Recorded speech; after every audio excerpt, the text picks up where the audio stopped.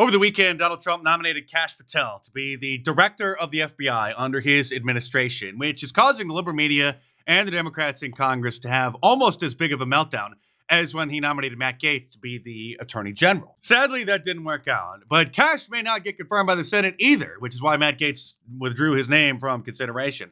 But even if he can't, there might be something else going on here. So stay tuned. Here's an MSNBC analyst whose name is not important because he's not important, but he does offer up the general sentiment of the liberal media in response to Kash's nomination.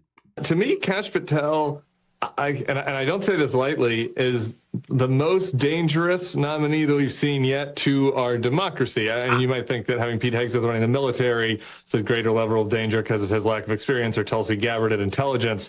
But just as far as the threats to democracy that we were warning up about before the election, and Kash Patel was a key player inside the Trump White House, who investigated the schemers who launched the Russiagate hoax, trying to take down the first Trump administration. And that's just one of the many reasons he would be fantastic as the next director of the FBI. They say you can often judge a man by his enemies, and when MSNBC is saying things like this about him, you know he would be fantastic. Kash Patel as FBI director would be like if you crossed Alex Jones with J. Edgar Hoover in terms of just how much he would want to ignore precedent and the constraints that have been put onto the FBI over the years, with all of the conspiracy theorizing that the Democrats have been spewing over the last 8 years. Yes, Kash would definitely put a stop to that. He would also uncover some conspiracy facts that many would rather keep buried, like publishing Epstein's client list and some of the details about P. Diddy's parties. Not to mention, he would put an end to the systemic wokeness in the Bureau and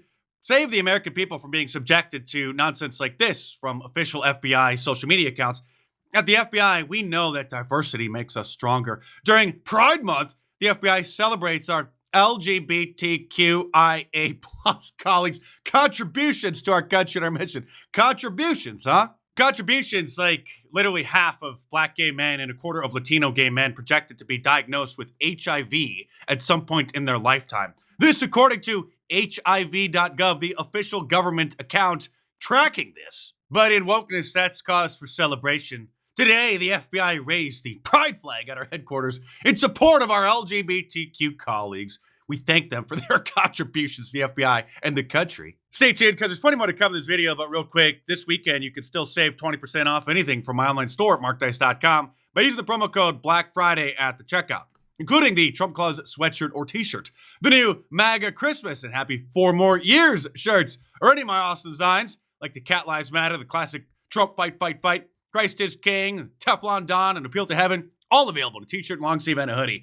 and a whole bunch of different colors as well. So head on over to markdice.com or click the link in the description below. Enter the promo code Black Friday to save 20% off today through Sunday, and check them out.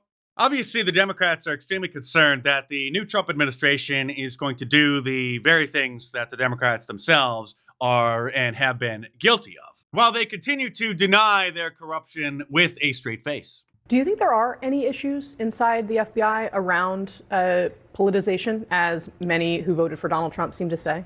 Seem to say. We're just imagining the corruption and the weaponization targeting Donald Trump and his supporters. I haven't seen what the proof is that the FBI has been weaponized against a political party or the Department of Justice. Here's the former deputy director of the FBI, Andrew McCabe, who now works for the Clown News Network. He's very upset, which means that you know that this was the right decision. Yeah, well, it's a terrible development for the men and women of the FBI, and also for the nation that depends on a highly functioning, professional, independent Federal Bureau of Investigation. This is the clown who Donald Trump fired, which meant that he wasn't supposed to be able to collect his pension then, but then he sued and sadly won that case. This is one of the reasons why they're so scared of Kash Patel. Here he is explaining his investigation as Devin Nunes' aide for the U.S. House Intelligence Committee, investigating who it was that crafted and perpetuated the Russiagate hoax. All 60-some witnesses said no to every question under oath relating to coordination, conspiracy, or collusion. That means I'm talking to attorney generals, former high-level DOJ folks, former FBI guys, former high-level FBI guys, deputy director of the FBI, heads of the IC. All of these people who were in place at the time during the Obama administration, not a single one of them could tell me under oath that they had evidence of any kind of collusion, coordination, or conspiracy. I found that kind of shocking, since for the last year at that point, the media had been talking about this grand scheme by President Trump and his allies to use Putin to rig the election. But it wasn't just people in the media. It was the same people who wouldn't say under oath that there was any evidence when they were not under oath, giving interviews to the Operation Mockingbird media, being Operation Mockingbird assets themselves, who were saying there's plenty of evidence. There's mountains. There's more every day. Yeah, lots of people.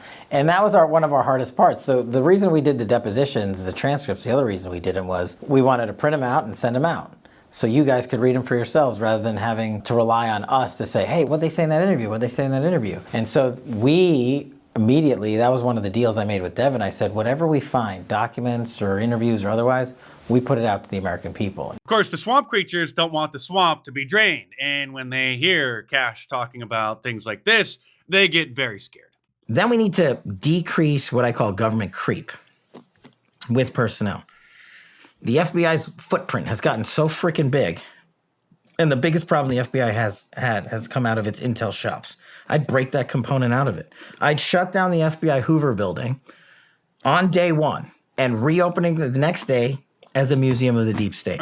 And I'd take the 7,000 employees that work in that building and send them across America to chase down criminals. Go be cops. You're cops. Go be cops. Go chase down murderers and rapists and drug dealers and violent offenders. What do you need 7,000 people there for? Same thing with DOJ. What are all these people doing here? This sounds like a job for DOGE, the new Department of Government Efficiency. What would you say you do here? One thing we will do that they never will do is we will follow the facts and the law and go to courts of law and correct these justices and lawyers who have been prosecuting these cases based on politics and actually issuing them as lawfare. We will go out and find the conspirators, not just in government, but in the media. Yes, we're going to come after the people in the media who lied about American citizens, who helped Joe Biden rig presidential elections. The people who signed contracts with the CIA through Operation Mockingbird. If you read my book, The True Story of Fake News, you would know that that's standard operating procedure for decades. The CIA not only has them as assets and on the payroll, under the table, but they sign NDAs so that even if they have a change of heart, they can't talk about it. We're going to come after you. Whether it's criminally or civilly, we'll figure that out. But yeah, we're putting you all on notice. It sounds like a plan, but sadly, this pick may be too good to be true. It's going to be very difficult for him to get approved by the Senate since we only have such a narrow margin, which again is the reason why Matt Gaetz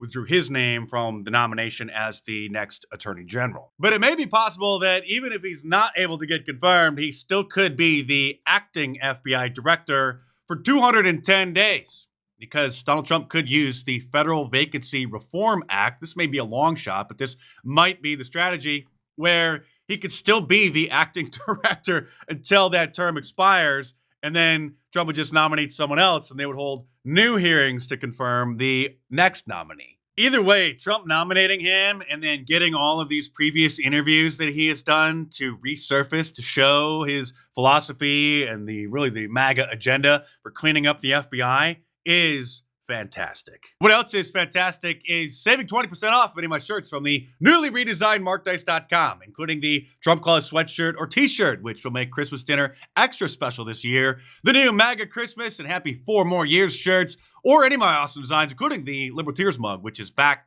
the Trump Fight, Trump and the Matrix, Christ is King, the classic Liberalism Find It Care, all available in a t-shirt, long sleeve, and a hoodie, and a whole bunch of different colors as well. So head on over to markdice.com or click the link in the description below. Enter the promo code Black Friday at the checkout to save 20% off today, Sunday, and check them out.